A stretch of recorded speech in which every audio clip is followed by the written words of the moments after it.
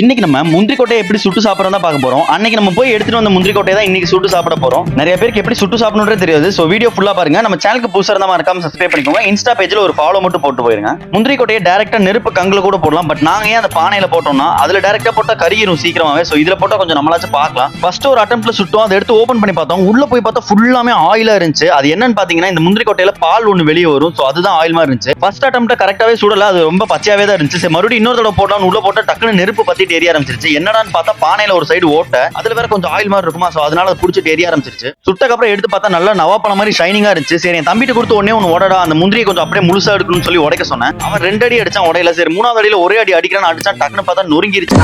அதுல முந்திரியே இல்லாம எல்லாம் தூள் தூளா போயிருச்சு. சரி முழுசா தான் வரல, டேஸ்ட் பண்ணி பாக்கணும்னு சொல்லி அந்த பீஸ் எல்லாம் எடுத்து டேஸ்ட் பண்ணி பார்த்தா சூப்பரா இருந்துச்சு. சரி நான் இன்னொன்னு உடைக்கலாம்னு சொல்லி மறுபடியும் எடுத்து உடைச்சோம். ஆனா அதை வந்து நீட்டா உடைச்சிட்டோம். அதை சுட்ட ஸ்மெல் அவ்வளவு நல்லா இருந்துச்சு. சோ நீங்களும் இதே மாதிரி ஸ்டெப்ஸ் ஃபாலோ பண்ணி பாருங்க, முந்திரி கொட்டை கிடைக்கும். அடுத்த வீடியோல சந்திக்கலாம். போயிட்டு வரேன் நண்பர்களே.